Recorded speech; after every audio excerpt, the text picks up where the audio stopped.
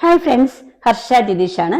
ഇന്ന് കുടലിലെ ക്യാൻസറിന്റെ കുറച്ച് ലക്ഷണങ്ങളെ കുറിച്ചാണ് നിങ്ങളോട് ഞാൻ പറയുന്നത്. കാരണം കുടലിലെ ക്യാൻസറിന് വലിയ ലക്ഷണങ്ങൾ നമുക്ക് മനസ്സിലാക്കാൻ പെട്ടെന്ന് പറ്റത്തില്ല. കാരണം ഈ ക്യാൻസർ നമുക്ക് എല്ലാവർക്കും പെട്ടെന്ന് തിരിച്ചറിയാൻ പറ്റാത്തൊരു സംഭവം തന്നെയാണ്. കാരണം നമ്മളൊക്കെ വിചാരിക്കും നമുക്കൊക്കെ ചിലപ്പോൾ വിശപ്പില്ലായ്മ വരാം.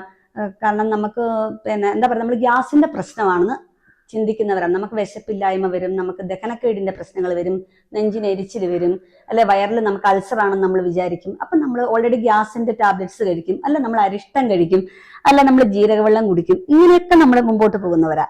കാരണം ഈ ഒരു സംഭവം ചെയ്താലും ഓൾറെഡി ഈ കുടലിന്റെ ക്യാൻസർ കുറച്ചു കാലം മുമ്പോട്ട് അങ്ങോട്ട് പോകും. ഈ ലക്ഷണങ്ങൾ നമുക്ക് മനസ്സിലാകാതെ കുറച്ചു കാലം മുമ്പോട്ട് പോകും.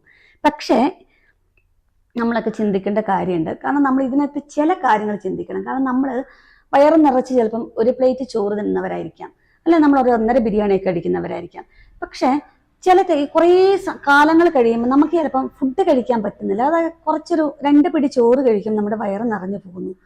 അങ്ങനെയുള്ളൊരു സംഭവം. അത് കുറച്ച് കാലഘട്ടങ്ങൾ, ചിലപ്പം നമുക്ക് എന്തെങ്കിലും ക്ഷീണത്തിന്റെ ഭാഗമായിരിക്കാം. പക്ഷെ അത് കുറച്ചു കാലം അത് മുമ്പോട്ട് നിന്നിട്ടുണ്ടെങ്കിൽ നമ്മൾ സംശയിക്കേണ്ടിയിരിക്കുന്നു. ഇത് കുടലിന്റെ ക്യാൻസർ ആണോ എന്ന് സംശയിക്കേണ്ടിയിരിക്കുന്നു. അത് തന്നെയല്ല, നമുക്ക് വല്ലപ്പോഴും ഇടയ്ക്കിടയ്ക്ക് വരുന്ന ഒരു വൊമിറ്റിംഗ് ഉണ്ടാകാം.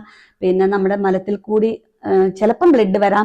പക്ഷെ ബ്ലഡ് വരണമെന്നില്ല. അതും ബ്ലഡ് വന്നിട്ടുണ്ടെങ്കിൽ വരെ നമ്മൾ ശരിക്കും നമുക്ക് പൈൽസിന്റെ ആണെന്നൊക്കെ വിചാരിക്കാം. പക്ഷെ നമ്മുടെ മലത്തിന്റെ കളറ് നമുക്ക് ബ്ലാക്ക് ആയിരിക്കാം. അങ്ങനെ കുറേ കാരണങ്ങളുണ്ട്. അപ്പോൾ ഇങ്ങനെയുള്ള ഡൗട്ടുകളും കാര്യങ്ങളൊക്കെ ഉണ്ടെങ്കിൽ നമ്മൾ ഓൾറെഡി ഒരു ഹോസ്പിറ്റലിൽ ഒരു ഡോക്ടറെ കൊണ്ട് കാണിക്കുക, അല്ല നമ്മുടെ സംശയങ്ങൾ അവരോട് പറയുക.